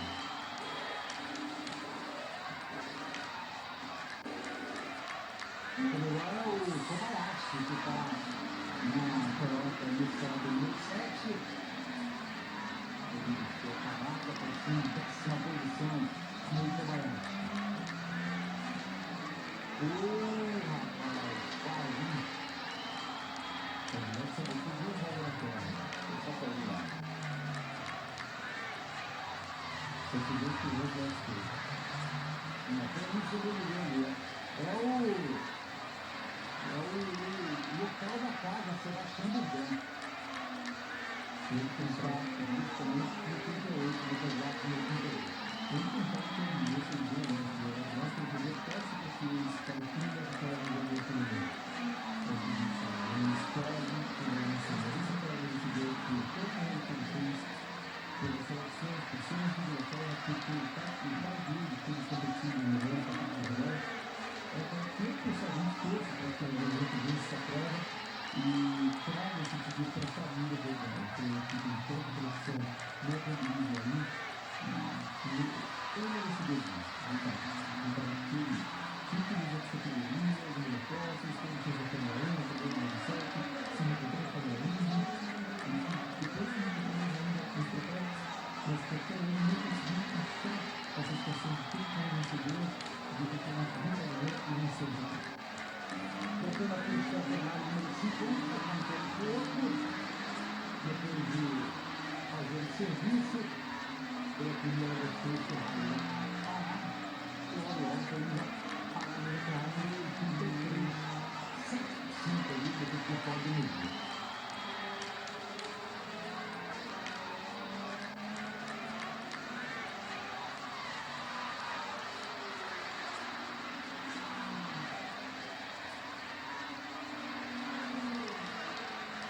E aí está a LMP2, o líder da LMP2 é o 43 da Interpol. Vamos passar aqui pelos brasileiros, né? O evento que tinha para deles. O Pietro Fittipaldi, carro do Pietro Fittipaldi da United Autosports, está na 6ª posição. O companheiro de equipe, o carro do companheiro de equipe do companheiro da United Autosports, na número 23, Daniel Schneider, está na 13ª posição, na LMP2. Companheiro dos Hipercars, o Felipe Nasser, da Porsche 4, não está pilotando, mas Porsche 4 é o 12º colocado, está na 12ª colocação. E o 311, o Cadillac 311 que competiu a equipe do Jovic, que abandonou a prova. E na categoria LMGP3, temos o último aqui, a Ferrari do Daniel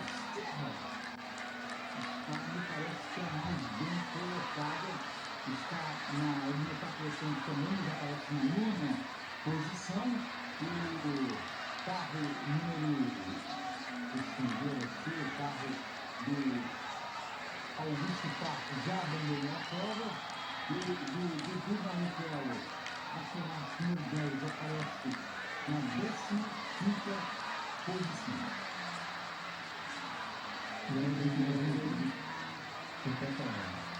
o Dani vai dizer que agora vem ter, inclusive TV, de teste da JK, também com o Scott Dragon, ele está um jeito atrás, um cara que já tem um milhãozinho que é o Lexi, também aqui, que é aquele cara com o cara de Tiranossauro Rex, e ele me explica frente direta com os Estados Unidos.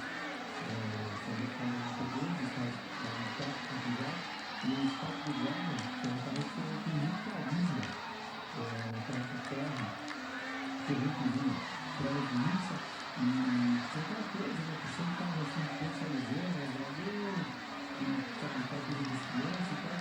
Então, assim, vamos dizer, com tanto carinho, tanto, por exemplo, a gente vê aqui nas costas de ver, tem aquela coisa, são aqueles caras que podem, realmente, até mudar a foto, mas que a gente tem carinho pelo fato de estar carinho. E qual foi o desfalado só de Toledo, né? Que está na Ferrari 1950, aparece na 10ª posição na LMGP3 e uma posição atrás da Ferrari na Toyota e da Mercedes. É o único brasileiro no momento na pista oficial de Toledo nessa Ferrari 1950. Foi aí a parada do Toyota número 8. A única parada é o Toyota mais bem colocado.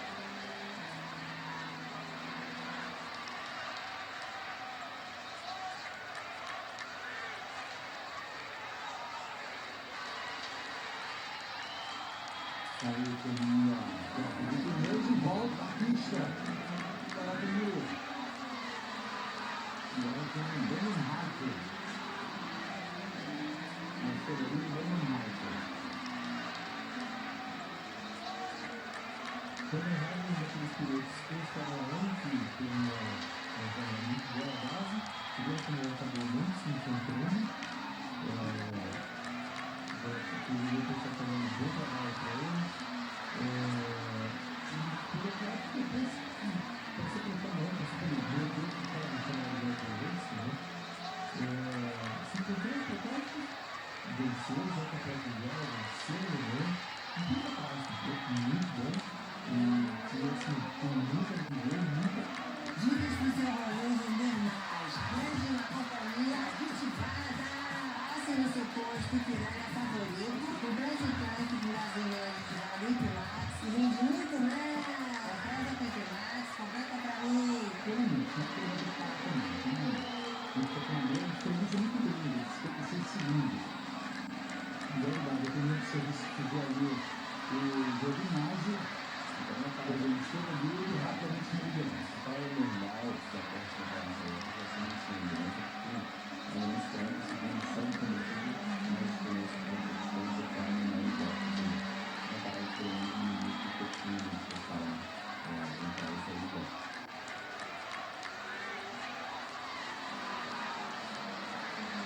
Reabastecimento, lembrando que não é que o reabastecimento e a troca de pneus não podem ser feitos ao mesmo tempo, né?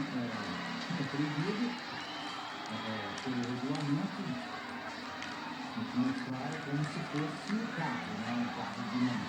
Não sei se é um carro de rua, mas foi como se tivesse sendo feito em uma situação de rua. Então, foi só um abastecimento, não é o problema de rua. Não é o problema de rua. E a porta realmente é assim, diferente do que vai lá, para não ser batalhado.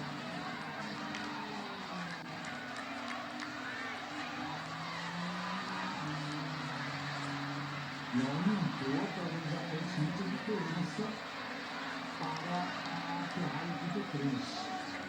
Diferença no visual ali, pelo menos a diferença de tempo também, 9. A diferença é 4 segundos e meio. Ali está em cerca de 1 segundo no final do sprint anterior. Vamos ver ali se o Pulsa volta a se equivalar em cima do Giovinazzi. Eu diria que a tendência é disso acontecer, certo, Nicolas? Vamos ver quando ele vai acelerar aí, a diferença de combustível até diminuiu, já foi de 12%, agora está em 9%. A tendência é que ele foi alto aqui no máximo, e foi uma diferença considerável da partir de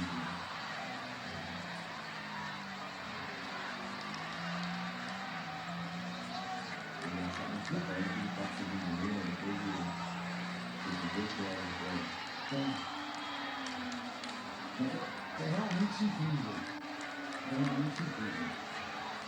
Quando eu tenho a gente olha tudo que foi feito por isso de arroz, essa seca da ACL, da FIA, e da edição, para fazer seguramente para cortar a barra ou de engajar, a gente vê o quão competente foram os órgãos de fazer seguramente concentrado.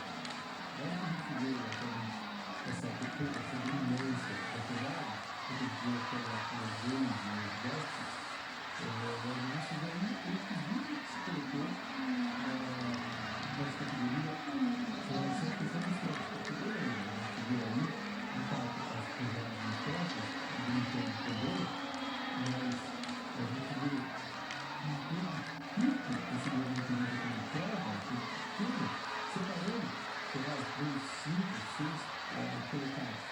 E uma prova que a gente se acostumou mesmo, nessa sociedade, a gente viu a diferença de uma volta, 2 voltas entre primeiro, quarto, primeiro e terceiro. E a gente vai vendo isso.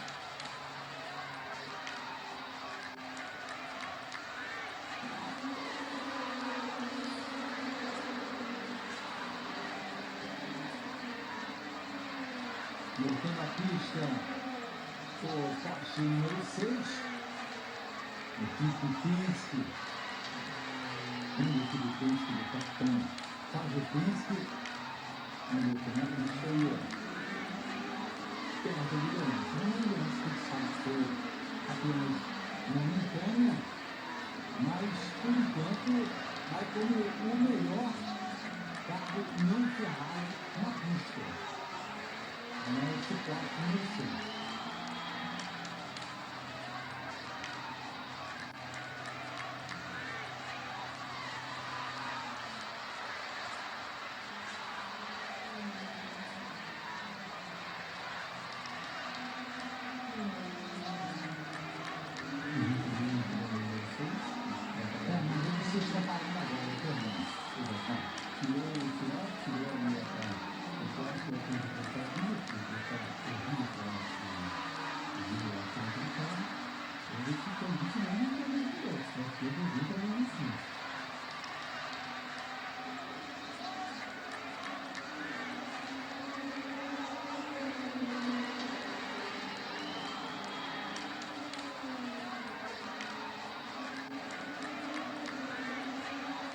Uma parada do Porsche número 6. Vamos ver a diferença que ele volta para a Ferrari número 50. É a maior batalha ali.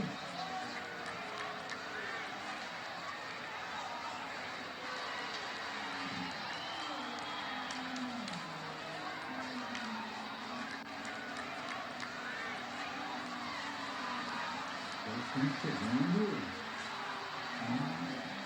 Olha, daqui a pouco vai faltar 1/4 de vitória, né? Estamos faltando 6 horas, 17 minutos para o final. Ou seja, vamos terminar às 11 da manhã, né? Começou às 11 da manhã, vai terminar de sábado, vai terminar às 11 da manhã agora desse domingo. Esse domingo vai falta pouco mais de uma prova e no fundo não tem nada a decidir. Tudo indica, né, que teremos a Ferrari na frente, mas eu acho que a maior dificuldade das outras equipes, é que temos Ferrari nos 3 ali. Se Ferrari em primeiro, só em primeiro, por exemplo, vai ter seu caminho com essa Ferrari, mas tem que acontecer, a meu ver pelo menos, né, salvo circunstâncias excepcionais, as 3 Ferraris ter algum problema aí, eventualmente até o final, para que a Ferrari não vence essa prova. Então eu acho que diminui a probabilidade. Se tinha a Ferrari só na frente, a chance de as outras marcas de fabricantes seria maior. Mas eu não sei, eu colocaria aí a Ferrari nesse momento, se eu fosse colocar um percentual, acima de 90% de chance de vencer essa prova. E a Ferrari surpreendeu com seus erros, né? Quando a gente vê, por exemplo, o que aconteceu no ano passado, que eu estava conversando com o Nicolas Costa antes da gente entrar na cabine para fazer a transmissão, depois do que aconteceu no ano passado, aconteceu aquele caso que até saiu no outro estado falando, suicídio na direita, como a Ferrari perdeu uma estava vencendo, colocou os 3 carros na mesma prática, começou a fazer os 3 carros para a mesma prática, deixaram os carros na pista por mais uma volta, ou mais outra, com chuva, com pneus limpos, e aí os 3 carros afundaram. Então dessa vez você vê, aprende com os erros, se coloca os carros para trabalhar em campo, não foi um prejuízo olhando, tentando entender o que dá para fazer, você tem que tentar dar uma temporada, ela foi muito positiva, ela foi 3 carros em jogadores um pouco diferentes, e assim, se não jogar ainda certo, se tiver 2 carros para tentar acertar. E por enquanto, apesar de estar os 3 carros em um pouquinho diferentes um do outro, pode ter um outro. É difícil, né, Lucas? Eu diria, eu não sei, eu daria pouca esperança, realmente, para os outros carros. Olha, nada é impossível. Nós sabemos que eu tenho muito capaz de levar. Óbvio, tem pago a Ferrari, tem que ter comprado a Ferrari, eu tenho que vitória contra uma colocação de pista, mas tudo pode acontecer. Vamos ver, vamos aguardar, 6 horas e 14 minutos, agora para o final das 24 horas de Le Mans edição 2025. Outras batalhas acontecendo, estamos com o Kobayashi, aí nesse pelota número 7, à frente dele com o Sebastian Vettel, com o Cadillac número 38. Não está muito longe ali na frente, não. Está um pouquinho só à frente. Está o Vettel e o Kobayashi nessa batalha. O Jorge Kobayashi.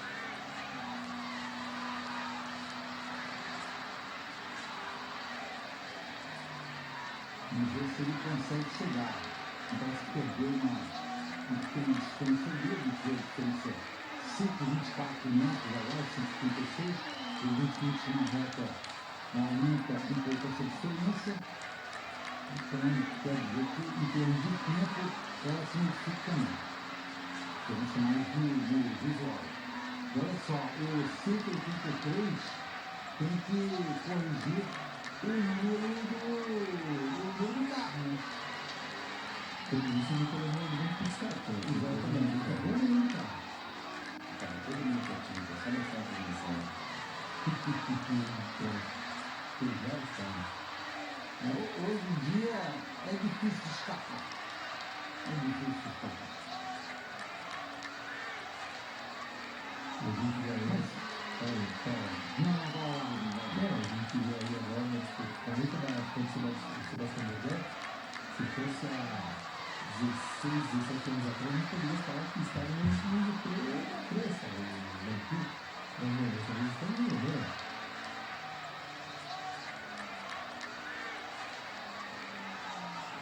Agora também, a diferença entre o carro e esse pequeno, o sol não tem, tá? E pelo que vi no último gráfico de combustível, mas a gente fica satisfeito querendo precipitar, querendo fazer uma mesma estratégia de diagonal. Eu sei que o carro de hoje já volta para perto do ginásio, já com o mesmo nível de combustível também. Então, esse ano pega para fazer uma estratégia. E aqui, nessa última área, a gente vê o visual ali. O Sebastião Vettel, e está aí o Vettel e vindo logo atrás do Caio Kobayashi. A diferença ainda é razoável ali, vamos ver se o Kobayashi consegue de fato se aproximar. Portanto, ele chegou até perder um pouquinho de tempo, são quase 3 segundos agora, separando os dois que batalham pela. Ele está na posição geral, ele está na posição também na Hipercar. Nicolas, você falou da diferença já 8.3 agora. A diferença no tudo separa os diagonais. Ou seja, diagonais da liderança, o tudo saiu. Atenção, top ofertas, Magalu, ofertas imperdíveis. Aproveite, faqueiro para um time a 20 peças, só R$ 79,90. Jogo de panelas 10 peças, frente aderente, apenas R$ 199,90. Kit ferramentas Titânio, 200 peças, R$ 64,90 à vista. Furadeira e parafusadeira VAC, só R$ 189. Bicicleta Corp Nantes, Aro 29, R$ 999 à vista. Compre na loja. Faz sobrevivendo ali, ela se mantendo atrás, porque qualquer problema do adversário atacante, ele vai estar em condições de fazer a ultrapassagem. Sim, é verdade.